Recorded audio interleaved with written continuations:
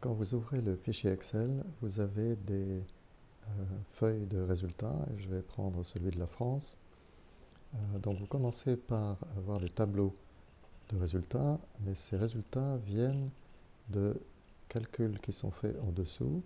Vous pouvez comparer deux scénarios. Donc un scénario qu'on appelle le scénario de politique, un scénario qui est le scénario de référence, mais le scénario de référence peut aussi inclure certaines politiques, de façon à ce qu'on puisse comparer différentes options.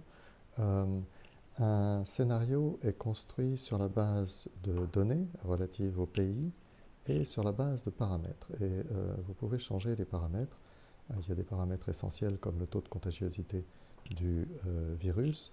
Et puis il y a des paramètres qui sont aussi des paramètres plus de l'ordre de la politique. Par exemple, quelle est la date d'arrivée du vaccin, à quelle semaine le vaccin va-t-il arriver, à quelle semaine les traitements vont-ils arriver. Et puis des paramètres plus d'ordre éthique, quelle est la valeur statistique, la valeur d'une vie statistique et la valeur d'une année de vie gagnée.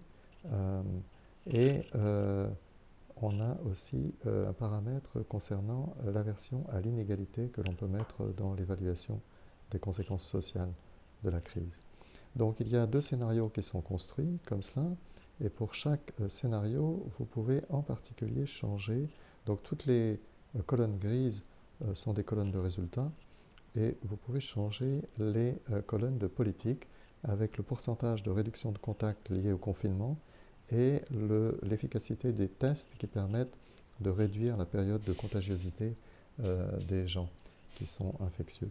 Donc ce sont des pourcentages. Par exemple ici, on a une période de confinement qui est assez sévère pendant quelques semaines, qui va se relâcher progressivement, mais qui va continuer sans doute à petite dose par la suite.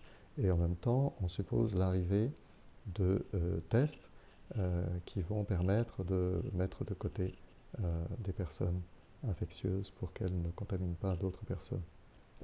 Donc à droite de chaque scénario, on a les résultats et ces résultats sont comparés dans les tableaux, dans les graphiques de synthèse ici, qui incluent les résultats pour la politique de référence et les résultats pour la politique envisagée. Donc la politique de référence ici consiste à ne rien faire. Il y a quand même deux vagues parce que les gens prennent des précautions spontanément. Donc vous avez un élément ici de précaution spontanée prise par les gens. Et donc ça protège les gens, mais en même temps ça les laisse vulnérables à une seconde vague. Et donc on a, si la contagiosité du virus est dans une certaine euh, zone de valeur, on a deux vagues. La politique de confinement vise à casser la vague et on est obligé de procéder à des tests et à des périodes de confinement un peu moins dures par la suite pour continuer à éviter que de nouvelles vagues se produisent, et ceci jusqu'à l'arrivée du vaccin que j'ai supposé ici intervenir en semaine 70. Donc chaque ligne dans les tableaux est une semaine et on peut suivre l'évolution de la crise ainsi sur 2 ans. Les résultats qu'on a ici décrivent d'abord les impacts en termes de santé, nombre de morts, nombre d'années de vie perdues, l'évaluation économique des vies perdues, mais l'évaluation économique aussi des activités économiques réduites, les pertes de PIB, et puis finalement une évaluation sociale qui mesure le bien-être social en fonction des inégalités et en fonction de l'impact sur les gens qui vient à la fois de la réduction de la longévité et de la perte de revenus.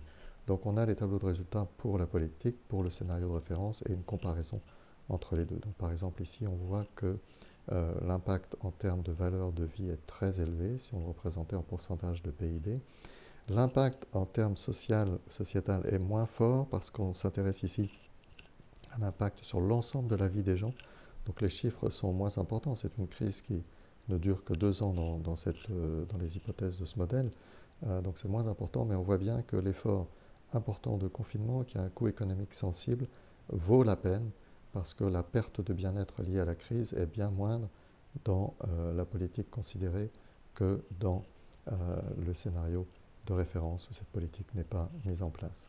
Voilà, vous pouvez trouver plus de précision sur le modèle et la façon dont il est construit dans la page qui décrit le modèle, et quelques explications de base dans la page à lire au début.